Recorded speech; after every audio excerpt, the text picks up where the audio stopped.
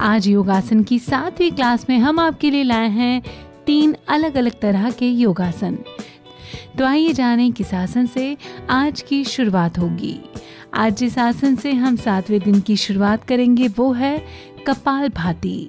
कपालभाति को करने के लिए सबसे पहले आंखें बंद करके सुखासन में बैठ जाएं। संपूर्ण शरीर को ढीला छोड़ दें।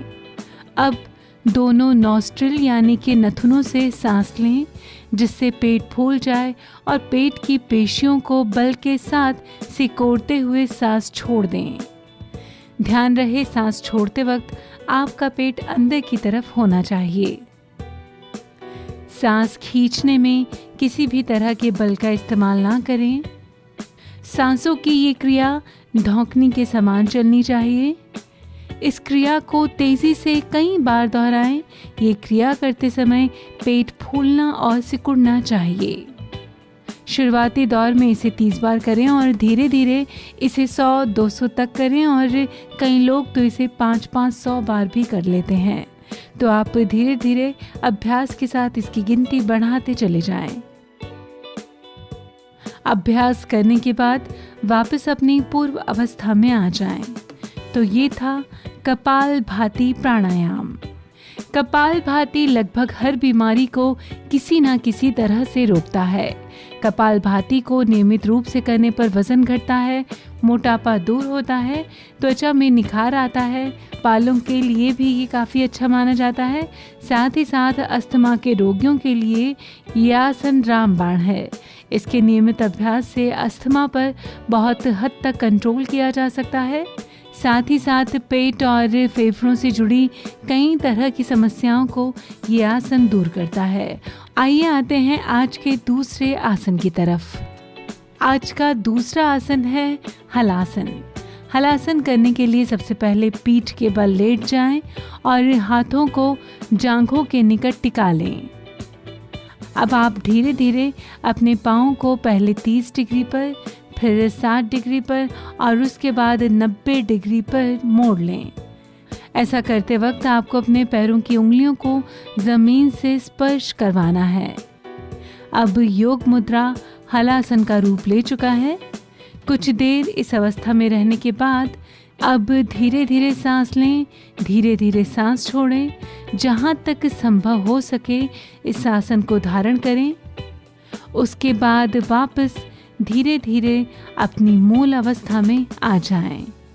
ये था हलासन का एक चक्र। इस तरह से आप ये चक्र 3 से 5 बार कर सकते हैं।